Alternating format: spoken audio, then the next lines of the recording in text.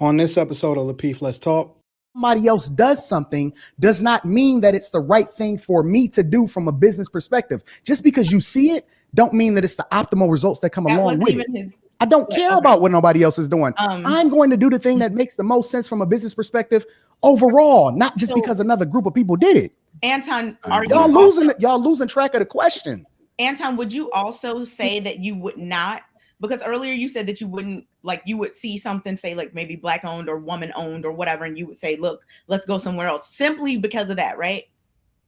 I'm not even gonna give them a look. Okay, okay. I just want to clarify before I went on. So would you also feel the exact same way about someone, like a business that said like made in America? Would you be like, you know what? Nope. I'm not checking for it at all. I don't care about none of that stuff. Checking for black owned either. I get it. But if there was a sign in the window that said made in America, or I know that it's a lie. Whether it's braiding, whether it's doing certain hairstyles or whatever. You know what I'm saying? When I get my hair dreaded, I'm not finna go to no white lady. I'm just saying, and it's nothing against, it's not racist, it's not nothing like that. It's about quality of service due to experience. A black dude can't make sushi like the Koreans do, so I would prefer to go there.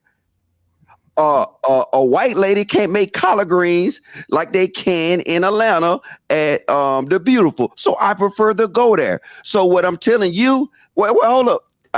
I'm glad you muted too. My bad, friend. I didn't interrupt you. My bad. Yeah, you always try to cut me out. But look, the thing I'm trying to say is give me a second. Your concept, like I said, they're gonna cut his camera. Always leaving. What is going on with the male energy right now? What's going on? Well, I'm go ahead and end it and go back and chill. Y'all. Go ahead and let Logic cook. The thing I'm saying is that in every culture, a culture have something that they're good at. And then people tend to go into that individual group to get that services.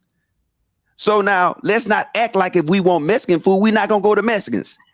Let's not act like if you want your dry cleaner done right, you don't go to Koreans. So we being disingenuous. So now if you have a black service that you have to offer, yes, you'll be an idiot not to put black on that. I digress now. Now, the problem with your argument is that all of these services that you're highlighting don't label themselves as Korean owned or black owned. It's just understood that this is the service that they provide and they don't want to alienate anybody. Again, we're talking about marketing the business, because I know people that will choose not to patronize because somebody is marketing themselves that way. Just because you go to an Asian spot because you want to get some kind of Asian food, it's understood that Asian people are serving the food. But when you start to market yourself a little bit differently is where we have the disagreement.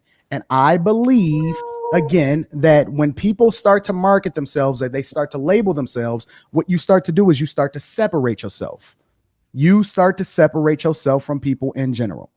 Anton, what they do, I just want to just jump in on this too real fast. I apologize to y'all ladies and y'all gentlemen. They don't say black owned, but what they do say is authentic. See, you're right. They do it in such a way that they say authentic Mexican food, authentic Korean food, authentic Chinese food. It's the same as us. If we say authentic, you know what I'm saying, black food, we don't have no defined food like that, but they do it. You can see what group they going for. Like I said, go to North Atlanta. You'll see a whole community that you can't read nothing. You can't read nothing. That ain't just in Atlanta, it's everywhere. Okay then, so what's your point? They don't do it to market themselves any type of way. One of the reasons why, Jesus Christ, one of the reasons why you see a lot of Asians, for example, let's say you say the Chinese place, right? And let's say that they're immigrants and they come over here. It's similar to us, right? The way in which you move is based off of proximity. In most instances, there's a language barrier, right?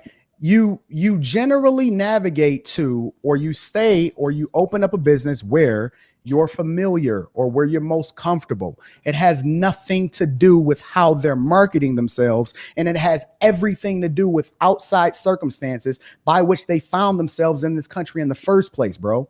Antoine, one question, Antoine, and I'm gonna shut up because hey, look, by them not having one single letter in English, everything is either Korean or Chinese.